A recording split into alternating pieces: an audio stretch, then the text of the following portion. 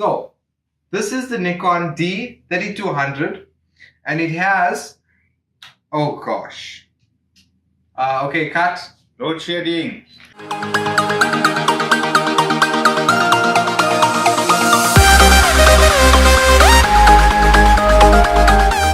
Hey guys, welcome to Tech Scene ZA, the coolest tech-related YouTube channel where we do awesome reviews, mind-blowing unboxings, and amazing projects. So, consider hitting the subscribe button to see more awesome content. So, if you live in South Africa, you'll know that at the moment we are having a power shortage, which has Eskom implementing load shedding. So, as you would have seen from the beginning of this video, quite a few of our videos we've actually lost power during recording and which has stopped us from recording. So that is why we've decided to convert our studio into a self-sustaining solar studio.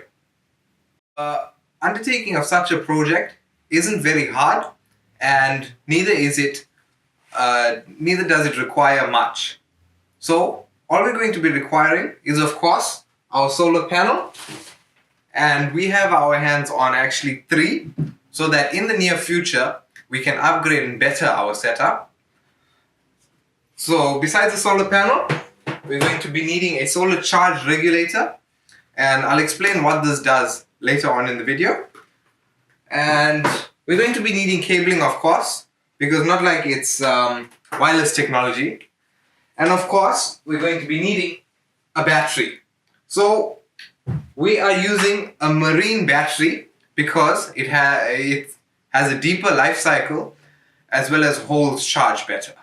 So how this works is basically this solar panel receives the rays from the sun and it converts the light energy into electrical energy. So because we aren't receiving constant light throughout the day, it can be varying amounts. So that's why we require the solar regulator to regulate the amount of energy that's sent to charge your battery. And that's of course the third point. So basically what happens is light energy or solar energy is converted into electrical energy through this solar panel. It goes through the regulator and charges our battery. And from the battery, we can use it as 12 volt, or we could convert it to 220 volts with the distributor. So maybe you might see us doing that in a later video. So that's basically how it works. So without further ado, let's get into installing it. Okay, so we are laying our solar panels over here because this is the place where we'll receive the most amount of sunlight during a given day. So all we had to do is actually lay our solar panels here and then just hook up the cabling and we'll run the cabling into the house. So before we do some actual cable management and run the cables neatly, so the solar panels, the cables is going to run through the roof and into the ceiling where all this is actually going to be hidden. So actually how it works is this is the solar panels coming in. Okay, so it comes in here and then it's connected to our deep cycle battery.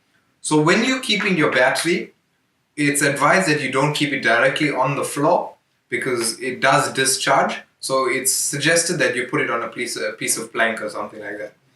So as I said, solar panels coming in, battery connected to conserve a set amount of voltage, and then we connect it to our light.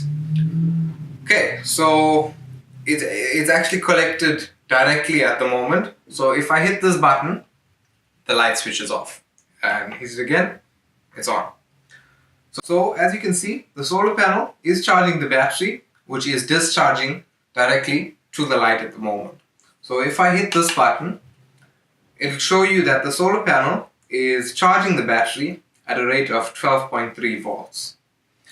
So there's nothing much left to do. We are going to do some proper cable management and install all of this stuff in the ceiling.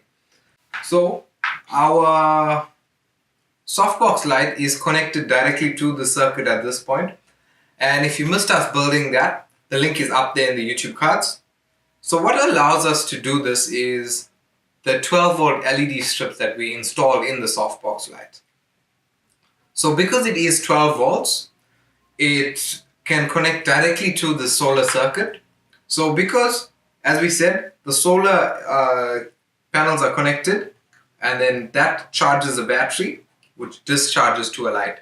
So because this entire circuit is 12 volts and our LED strip is 12 volts, that's how we've made a solar studio which is actually sustained by one light. So, like the last time when the power trips, we will still have one light to allow us to continue filming. So guys, thanks for watching. Make sure you hit the like button, get subscribed to see more awesome content from Tech Scene ZA. In the comments, let me know how awesome you think the setup was, and let me know if you think there's any other things that we could do with the solar setup. Guys, thanks for watching. I'll see you same time, same place next week. Life could be a dream, sweetheart. Hello, hello again.